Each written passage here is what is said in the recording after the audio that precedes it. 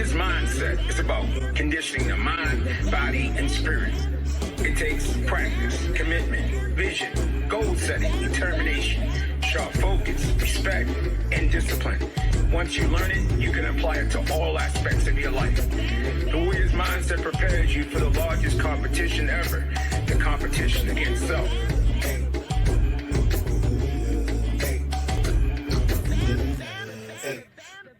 Welcome to it. Willie the Bam Johnson's Warriors Mindset. It's about mind, body, and spirit. We know that there's a lot of trying times that we're all facing right now, but we know through the Warriors Mindset, especially the principles of martial arts, the mind, body, and spirit, we can make it through anything. That's the whole purpose of this radio show, to bring in people that will empower you, help you to reconnect to your dreams, your visions, and your passions. And just one day at a time, we can make it through with a smile, with a hand, a high five, whatever we can do to just help everyone just push through and make it to the next level. Today, we have someone that's really special to me, that really helped me along the way of trying to live one of my dreams, which has always been to get into films and in TV, and on a great historical show that everybody still talk about, the cult classic, which is WMAC Masters, but he done did so many other things. I mean, he really don't need no introduction. We have Mr. Issac Florentine. Mr. Issac, how are you, sir? Can you give the people a brief little introduction on yourself? Yes, I was born in Israel. That was 62 years ago. I feel now really old when I'm saying this. My parents actually were Holocaust survivors from Greece. Okay. My father was in Auschwitz. That was was sent to Auschwitz. That was a notorious death camp. In Poland, he survived it. My mother was sent to Bergen-Belsen. She survived it too. My father came to Israel in a refugee boat after he was liberated by the Russian from Auschwitz in January 1945. He tried to go to Israel. Israel then was under British mandate. The British didn't let him in. They stopped many refugee boats with Holocaust survivors. You can see it in the movie Exodus. They threw him into jail. They released him a few weeks later because he had a family that came in the 30s to Israel. They were very Zionist. So they let him out. And the only reason why he survived the camp and succeeded in Israel, it's because he had a skill. He was a car mechanic, and he learned to be a car mechanic when he lost his father when he was 9 years old, and he learned that skill from two Armenian brothers that themselves were refugees or survivors of the Turkish massacre that they did on the Armenian on World War I. It's interesting how history repeats itself. So he managed to open a garage. He met my mother, and my eldest brother was born, and I was born. So we grew up in Tel Aviv. Nice city, small city by the sea. No, it's not that small. In a country that had then only 2.5 million people. A great childhood. No bitterness in the house, even though the background was really rough and hard. There was no bitterness. So this is the warrior's mindset. So what I see is that your parents had to really have what we refer to as the warrior's mindset. Your dad had to be really determined to make it through such devastating adversity. I mean, how do you think that influenced you to become the person that you are today? I mean, through your childhood and your teen years. So first of all, my father's set of mind when he was sent to Auschwitz, and it took about 8 days. They were in a train from Salonika, Greece, which is in northern Greece, to Poland. That was 8 days in a cattle car wagon with a place for, I mean, the capacity was about 10 times more than what it should have been. There was no toilets, no nothing, no sanitation. Already, many people died on the way. When they arrived, they have the statistics, I really looked into it, I have all the number. From 1967 people that arrived, only 300, 1,600 were taken immediately to the gas chamber, including his mother. And his brother was also killed, and he survived. You have to understand what was survived. That they shave your head, they take your clothes, You have no name anymore. You have no belonging. They tattoo a number in your hand, and from now on, you're a number. So for him, it told us that whatever kept him alive was his spirit, and there was always a hope. So with that, being a kind of eternal optimist, even in hard times, he had a saying that he loved to say, he used to say it in French, and it came from the fables of La Fontaine, and it means the reed bend but doesn't break. It's very, I mean, we as martial artists, we know it, you know. You have to be pliable, you have to be flexible in your mind and to adapt. You used to say it in French, it's le roseau pli mais ne rompt pas. And with that, that was his set of mind in every obstacle that he faced in life. I'm going to overcome it. I will not break, and then I will grow up and will continue. So at home, what he installed us, the kids, was education, education, education, family value, and learn a skill. But education above all. We were taught at home, even though we grew up in Israel, where the language is Hebrew. He used to tell me there's only 2.5 million people that speak it. You have to learn other languages. So my parents, they spoke to us at home French, because even though they were grew up in Greece, their education was French, and all the textbook that they had was in French. So they spoke French and Spanish. Why Spanish? Because their ancestors of the Jews that were in Greece are actually Spanish. Are the Jews that were deported from Spain in 1492. So we were speaking a Spanish dialect that is called Ladino. It's a 15th century Spanish dialect, but I speak it. So really, technically, I am pure Hispanic, even though I was born in Israel, that is really Asia, Hispanic. So we were taught, we spoke languages like French, this old Spanish dialect, and of course Hebrew. English I learned later. So for him, it was always about education, learn more languages, be a good student, and learn a skill. And being a good student, it was some kind of an obligation, because my brother and I, and all generation of second children that are second generation Holocaust kids, I've noticed, they knew that there is the responsibility from us to our parents, because they suffer so much. We never wanted to let them down. So we were all of us were really, really good students, you know. So that's basically what it is. But something that you hit me with right there, two things that come to mind when you talk. I was taught by someone that was dear to me. His name is Nick Kokinis. He said, Bam, it's God, family, community, and business. And that's kind of like what I heard you saying. But the thing that I think we neglect a lot, and that's real powerful for you to say that you honor your parents. You wanted to do whatever was possible to make sure they did not have to suffer again. Is that what you're saying? It was your duty, in a sense, to carry on and make life better, so they can be relieved of some of that suffering that they had to do to bring you here and allow you to live. Is that what you're saying there? Absolutely. And though I'm not religious, it's in the 10 Commandments. It's respect your father and your mother. Kabed et avicha ve'et imecha le'man ya'arichun yamecha. This is how it says. So you live longer. Longer, that means better. They and you know. So it's one of the commandments, and there is a reason behind it, you know.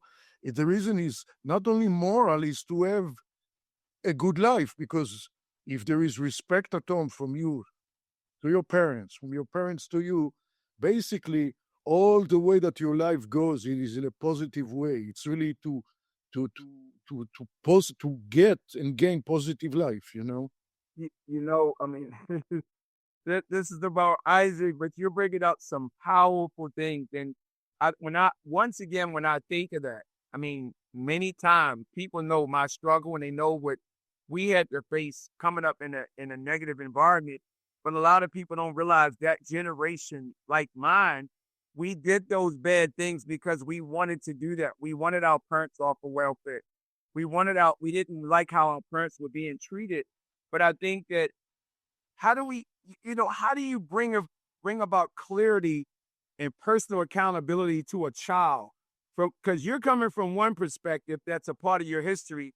I'm coming from another perspective because I feel it in my soul, but nobody never taught it to me. It just felt like the right thing to do, to want your mother to be better. And we look at society today, and kids don't even respect their parents. They just, it's so sad. I mean, what would you say to, if you could say one thing that can bring about some positivity or even some accountability to someone based upon that, Isaac, what can you say about the respect to their parents? I mean, I hear from everybody that today's youngest generation, that's everywhere in the world. They don't respect the parents. They are too much like into the phone. I mean, listen, our kids know better than us. Yes. Whenever I have a computer problem, I go to your son. You go to your son. He's only old. He's a genius, and I'm total like an idiot. Right. I think that it's a cultural thing that if you look at old cultures, every culture, it's always respect the elders, no matter where it is in the world. So and there is a reason for it because you can, from the Far East to, I mean, everywhere in the world where you go, there is always a respect for the elders because you can learn a lot from them. As a child, you think you know better because, I was the parents who said, listen, they cannot even speak Hebrew.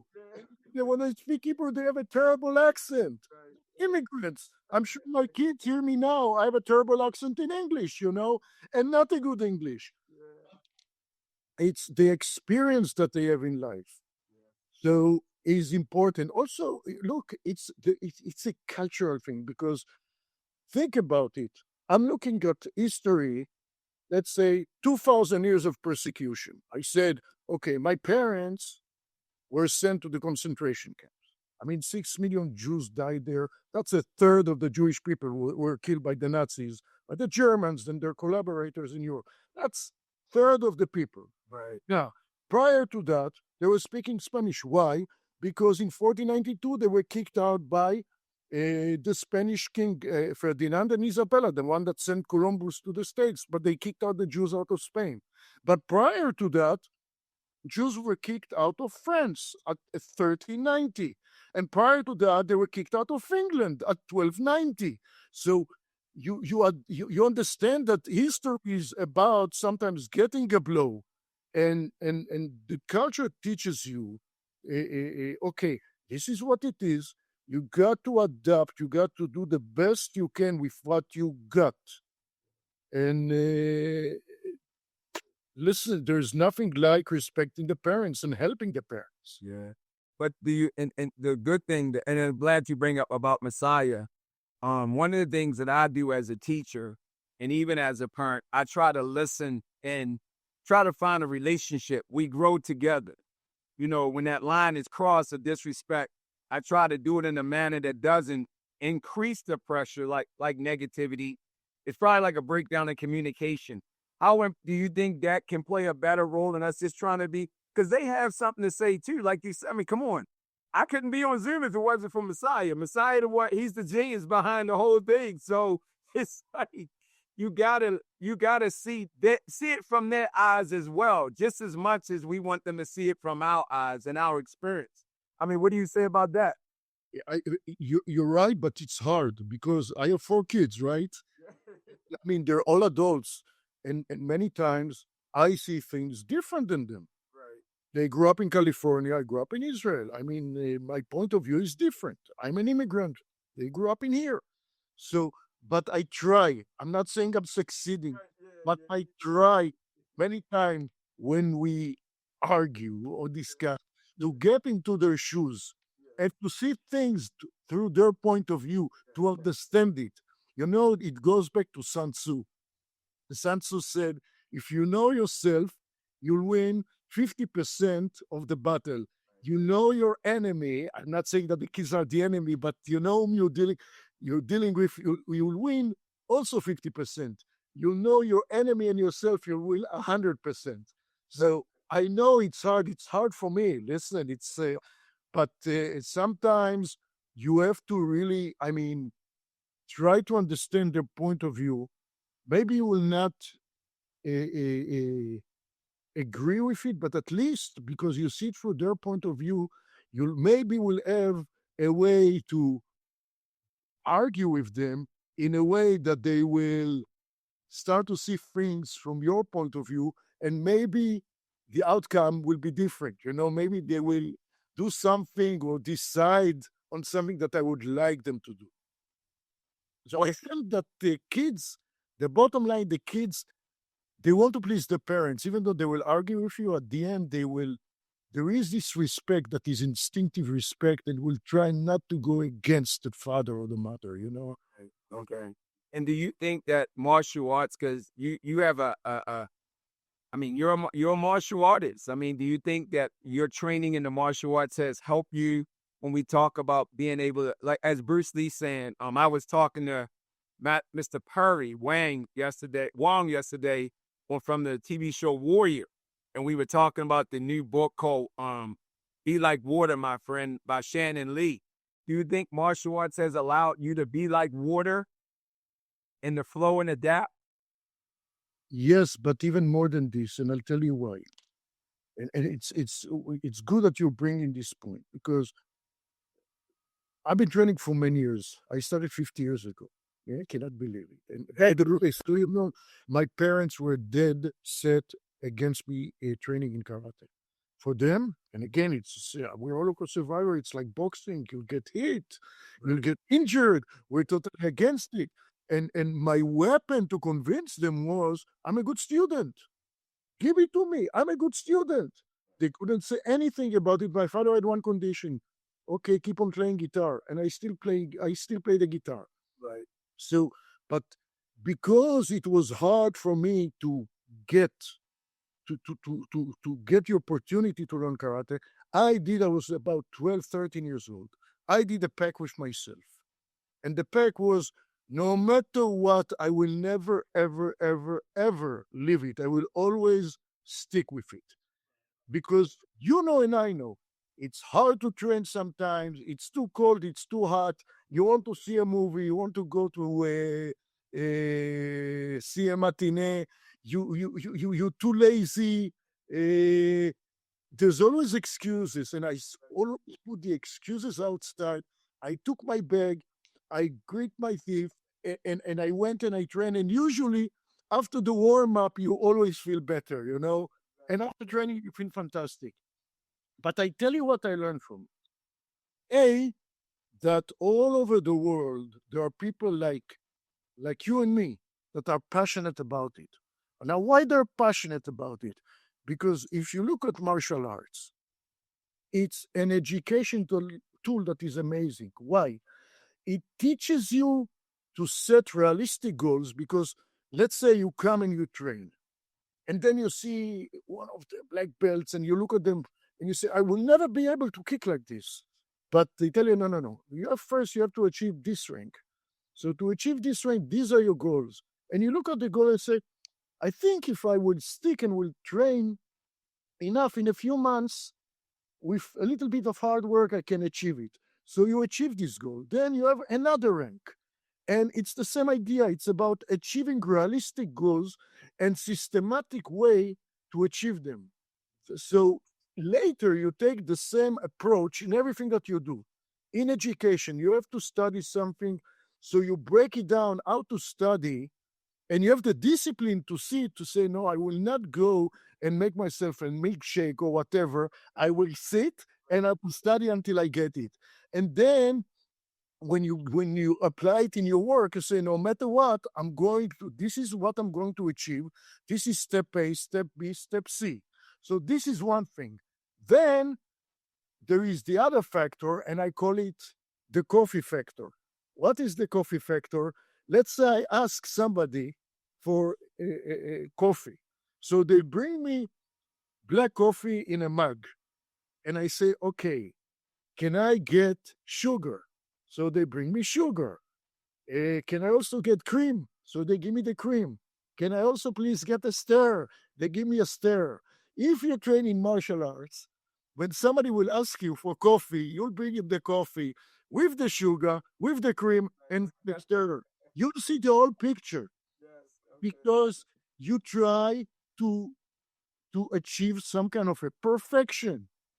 And I think, I mean, for us, it's martial arts. I'm sure that somebody that is doing ballet or fencing or any art that is history and validity, probably they're doing the same thing. We see it through martial arts. They see it from other arts. What's so beautiful, because I know this what everybody want to know. I mean, you done been a part of so much historical evolution of martial arts, and I think some people don't realize that filmmaking, dance, music, it is another level of martial arts expression. It is. I think we learned. I think Peter Urban said it. I think Ron Van Cleef said. Peter Urban said, "If you have something to say, you have something to write. You have a story to tell, and it's our duty as martial artists to transcend from the dojo or from the tournament arena into storytelling beyond just those little arenas." And how has that influenced your decision to becoming a film director, writer? And I mean, your whole resume of filmmaking. I mean, what you do is incredible. I never seen nobody like, what is it? Film the foot, hitting the ball and show the ball cracking open, and let me see them jump to the ground, and you see their feet hit the ground and the sand come up. Pow! I mean, that's art. I mean, how first of all, what made you choose that path, filmmaking? First of all, I will, but you mentioned Peter Urban, and I'll tell you something that Don Warner, my friend, that was one of the first Canadian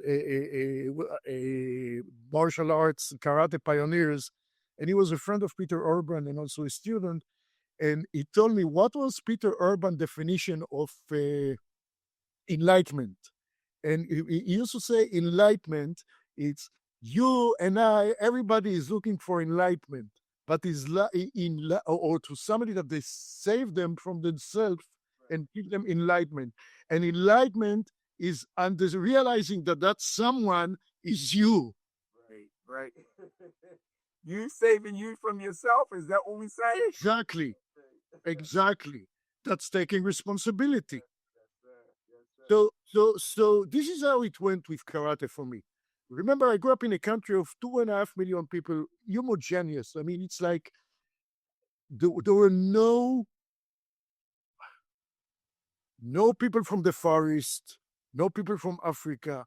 I mean, all I saw, I'm looking at the apartment building that I were people that were all Jews, but they came from Iraq, from Yemen, from Egypt, from Romania, from Hungary, from Poland. A lot of them Holocaust survivors, some of them not. But so suddenly I saw, when I was about 8 years old, a James Bond movie called You Only Live Twice, and it happens in Japan, and there was martial arts in the movie. There was, and I saw it as a kid.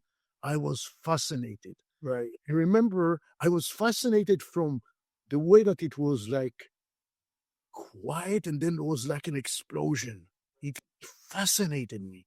I went to my brother. My brother was 8 years older than me. And I said, is there really something like this? And he told me, yes.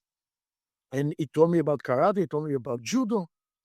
A year later, the Tokyo Circus came to Israel, and I went to see it only because they had karate demonstrations. I went 3 times only for the karate demonstrations.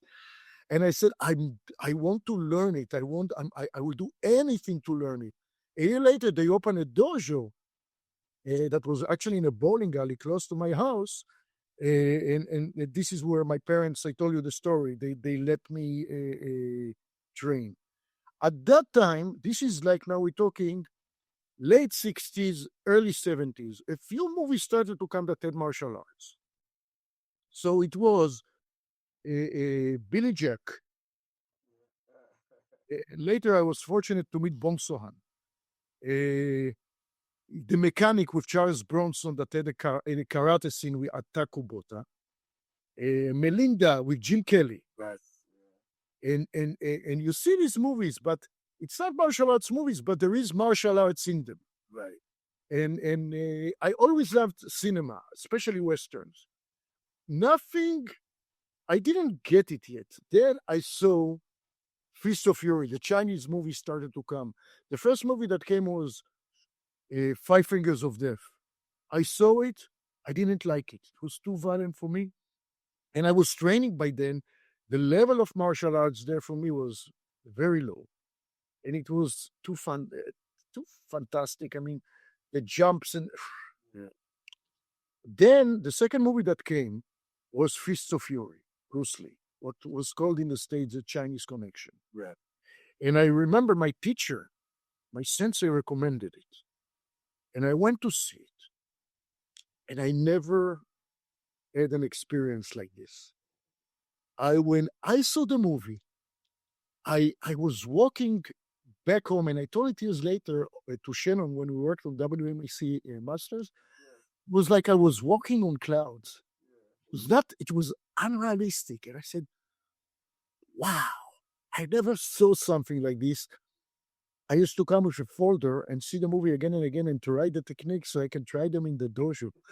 But it hit me that you can do a movie around martial arts, that you can, it's like a genre, a subgenre. We all love action, but that's not the brawl of somebody hitting, that's amazing techniques. The technique, it's like a dance. Yeah. So I started in high school. I did a few films in super 8 millimeter, like a 3 minute, and from there also, because there was no editing and it was expensive, I used to edit before I shoot. This is I got the idea of the feet, and he says, "Okay, feet ready, 3, 2, 1, go, bang. Okay, do this kick and that kick. Rehearse it once, twice. Okay, now let's shoot. Bang, bang, cut." So we used to put it together even before we had editing system. So you shoot exactly what you imagine that you want to shoot. So it trained my mind to shoot what I want to see. So years later, after my military service, when I I had to go to university. Again, you have parents that are Holocaust survivor. Education is a must. Plus, you have to understand that education in Israel university costs literally basically nothing. Nothing, it's subsidized kind of. So I went to film school. They wanted me to be a dentist or an accountant. I went to a film school. Why a dentist? Because medicine was socialized. So you can be a doctor, but you won't make anything. Right. So basically, I went to film school. And again, it was always around action, because I said, if I'm going to a film school, I have a goal. I want to do action movies. But the way that I directed in my mind was, I'm going to shoot what I need for editing. So I edited in my mind before I already shot. So my mind was trained in that way. Only when I came to the States, because also my first student movie of half an hour, I shot in that way, because there was no money to get a limited material, and you shoot. You edit in your mind, then you shoot. So when I came to America, people told me, no, here people do a master and then they do a coverage. And I'm looking at this, I saw it and I say, okay, I understand if it's a dramatic scene, okay, people are in the moment, but you're doing a fight scene, after the third hit, people are not in their mark. The hit looks like a miss. It is a miss. Right. Also, it's not composed right, because it's not what you shoot, it's how you shoot. And directing, it's not what you tell, it's really how you tell it. How is the camera composed and the camera movement? How is it affecting the mind and the emotion of the viewer? Right. Okay.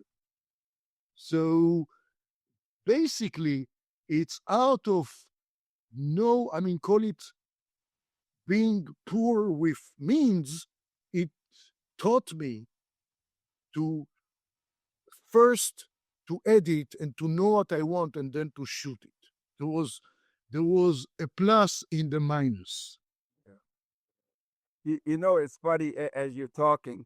I think I always say food stamp budget. That's what I always say when I do stuff. I'm on a food stamp budget because that's what we had to use when we're in the inner city. Food stamps go a long way. You know, that's what we got. And when you talk about that experience that has impacted your whole career, because that's what you're saying. Just out of necessity to make it at the beginning, you still do the same thing even to this day when you're shooting films. Is that what you're saying? Yes.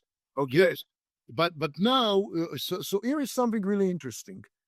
So I came to the States and I did in the beginning I did some fight choreography and second unit for some really low budget movies. Then I happened to I was lucky to get into Power Rangers. And Power Rangers, the idea was you're shooting every day. Why don't you go and experiment and if it doesn't work, you reshoot it tomorrow. So of course nobody wants to reshoot, but somebody gave me like what is called carte blanche. Go and experiment. So I used it as a lab to try new things, like split screen, not split screen. Do stuff with cuts, do stuff with continuous move.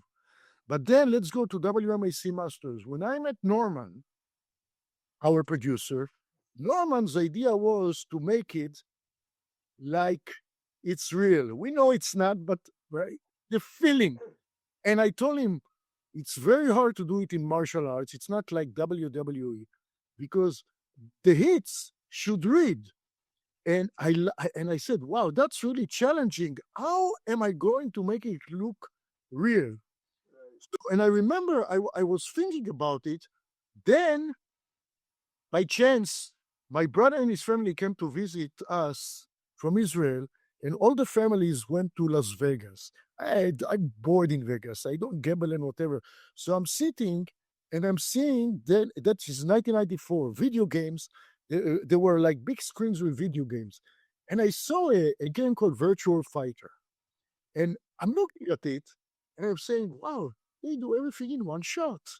And I really looked into it and said, here is the solution. So the solution is to make long shots. So I don't know if you remember, sometimes we used to compose this long, continuous shot. We rehearse, and we did take after take after take after take. Everybody was exhausted, but when we got the right take, everybody was happy and satisfied about it because it looked rich, it looked real, you know. So that was a challenge, you know. But so it was about you compose it to camera and you try to keep a shot that will last. Later, with all of this experience, when you do a movie, I use those shows as my lab. This is where I did the experiments. You go and you do a movie, so you're limited on time. It's more expensive and whatever. But I remember first movie that I went and shot about outside America was in 1998.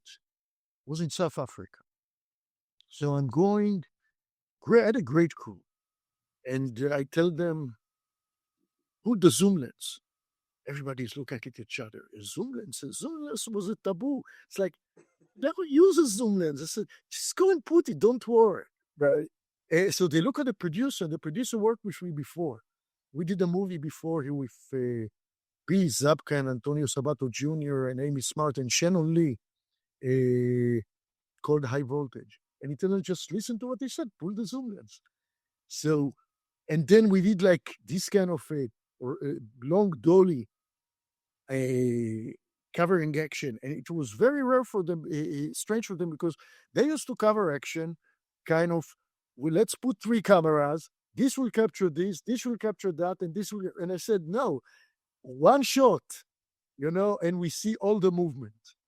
So But I had I had the confidence to go, even though it's a crew, it's a foreign country. I never worked with them. I had the experience that gave me the confidence to ask for what I wanted without any hesitation. Right. Hope you're enjoying the show. Want to tell you about something that's dear to my heart. My book, The Warrior's Mindset Daily Devotions. Pick up your copy by hitting the link below. Remember, if your principles are negotiable, you don't have principles. Be the warrior from the inside out.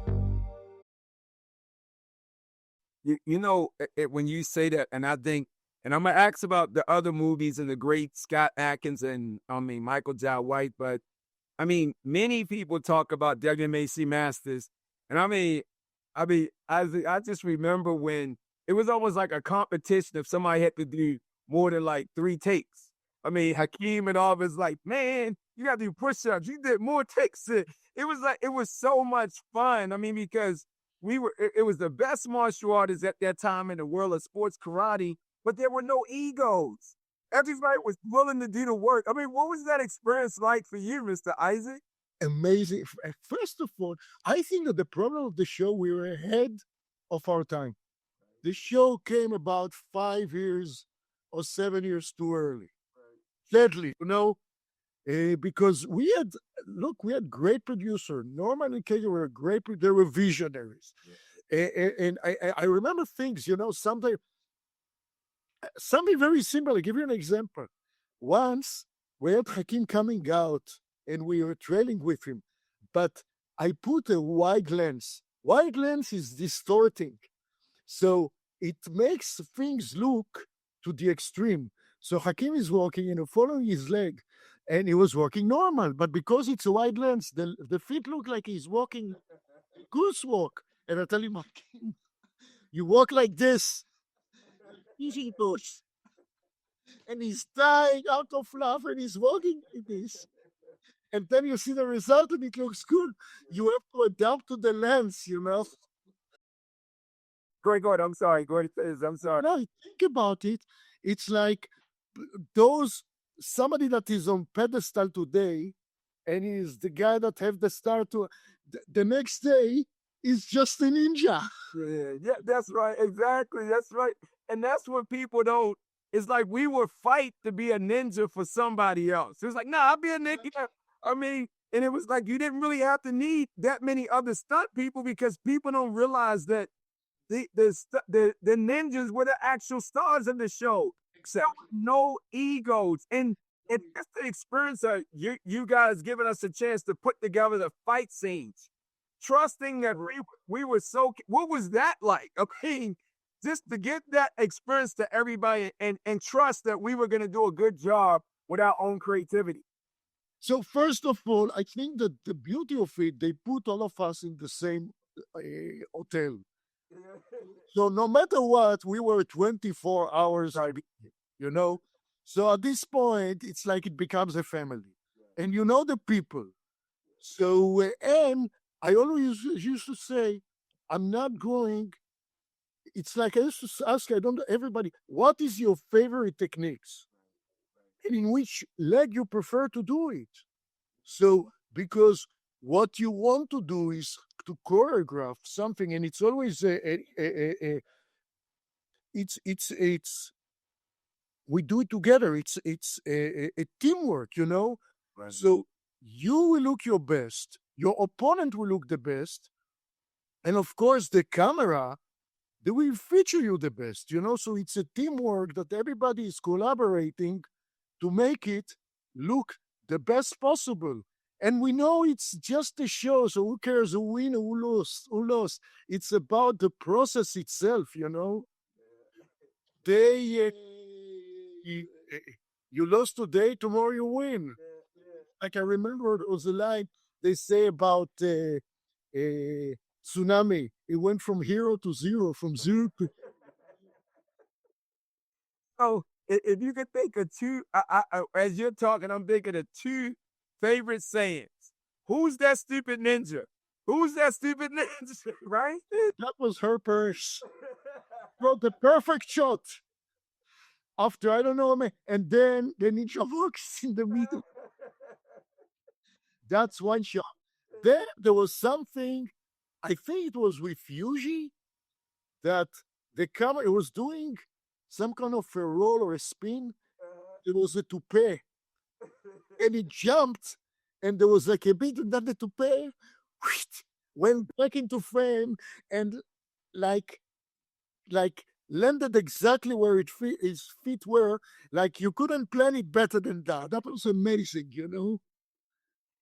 And then your favorite saying, I mean, I just said, Willie, you're killing me. You're killing me, guys. You're killing me. You're killing me. You're killing me. I mean, and it was so much fun. That experience, I mean, just was incredible. And like you say, nobody, it's like nobody took a break. I remember times when we would film like in the morning, and I mean, I didn't have a shirt on, so when we have to like go in our costume, and it's like cold as I don't know what out there, but because we're moving, nobody taking breaks, nobody's complaining because the rhythm and the energy. How important when you're doing a film? How important is the rhythm of the character, the camera people, the whole set? How important is that rhythm and energy is to turn out a great project? Exactly like in the show, because the rhythm creates a positive energy, and the crew and the actors and everybody goes into it. The minute that you start to wait on something, the energy and the level of concentration starts to fall, and it's like it starts to be dragging. You don't want it, you know. That's why pre-production is very important, to go and to pre-plan. This is what we want. I used to come with a short list. I come with the same short list when I do a movie. Remember John O'Rourke? He was our AD. I was thinking about it. Yeah, he was taking those lists. I remember at the end of the show, he took a list from me that was written in Hebrew, a list from Yuji that was written in Japanese, and said, I'm going to keep this because people will ask me, how am I working with the director? I will show them those lists. And I had to work with this kind of people, you know. And then I did, sorry, please. Go ahead. Then I did with him one or two movies. But I remember another event. I don't know if one day everybody went to Daytona Beach in the weekend. And the next day everybody was tired from the beach. And the energy was so low, and I was so upset. And we were shooting at the big dome, you know, with the cage dome. And I was like, wow, so furious, you know. I said, if I had machine gun, I would shoot all of you. And then everybody laughed and they were okay. But But I was thinking about when we would do rehearsals. Remember, I used to have the video camera. So sometimes we would film the scene, so we would go back and we could study it. And I don't know, it's just things like that. I think people take for granted today. I mean, I don't know. When you work with people, you say everybody want to take a break, and because most people are not real martial artists, they cannot go to that level of like consistent motion. You know, they don't build. It's almost like to push themselves. right. They don't want to push themselves. They want to break. It's like a fighter. When you in the heat of the fight, man, it's like, man, don't stop me. Let me go. And I think that's what you're saying. That was the key to that. And I think sometimes you see in movies, that's why you see it choppy, because you know, and you can see the shift in the rhythm. They'll start off, and just when they're about ready to go, they'll take a break, and there's no way to get that rhythm back again. And so you can see, like In a scene, you're talking in a scene. in the scene. Yes. So how has that went on to help you when you went to work with like people like Scott Adkins, Michael John White, and all those other people? Those great films that you have done. So remember, Michael is a real martial artist. He's total. I mean, he's the real deal. And Scott is a real martial artist, but he came from background. He used to be a stunt guy. He worked with Jackie Chan. So it was with them. It's easy. It's like actually when I did Undisputed II with Michael, we had to bring him down because he plays as a boxer. We could not use kicks, so we had really to bring his level down and to limit his techniques. But it was good for the character because he was playing a boxer that at a certain point transitioned to some kind of limited MMA. But it was about serving the character. I remember we talked about it, and it was about serving the character and the story. So when you work with people like Scott or Michael, it's easy because they will go the extra way. I mean, they don't know what is pain. They will continue to work. Right. So sometimes it's and sometimes you work with actors that they have stunt experience, but they don't have martial arts background. But again, people that are serious about their craft, they will take a lot of punishment. They will not tell you that they're tired, and they will continue. When just give you an example. I shot a movie with Antonio Banderas called Acts of Vengeance. And Antonio, and I was worried because I never worked with him, and there were some fight scenes. I met him, and super nice, and I really liked him, but he arrived really about 3 days before shooting. And the stunt people told me, Isaac, they worked with him before. He learns choreography like this. I wasn't sure. And he tells me, Isaac, I learned choreography very fast. I wasn't sure. The nicest guy in the world. And we're doing the first fight scene, and I see his choreography, and it's like this. And I remember after the first fight scene, and in between takes, he didn't go to his trailer or whatever. He was with the crew. He was a part of the crew. Star Not Star is one of us. So he comes to me and says, "You see, you were worried. I told you. I see your choreography, and I really learned it. But think about him. He can dance. He can do fencing. He has a lot of experience. So, and he's got an amazing discipline. He wanted to do all of the stunts in that movie, and he did 99% of them. Now, why am I telling you all of that story?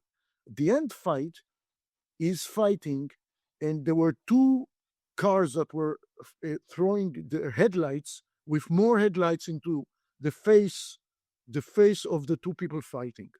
So he fought against a stunt guy, and the stunt guy missed and basically clipped him with a punch, and we had to send him to get stitches. He didn't want to get stitches. He wanted to continue. He said, "No, please go and do the stitches." Now, Antonio said, "This is my fault. I should have. It's not the fight of the stunt guy.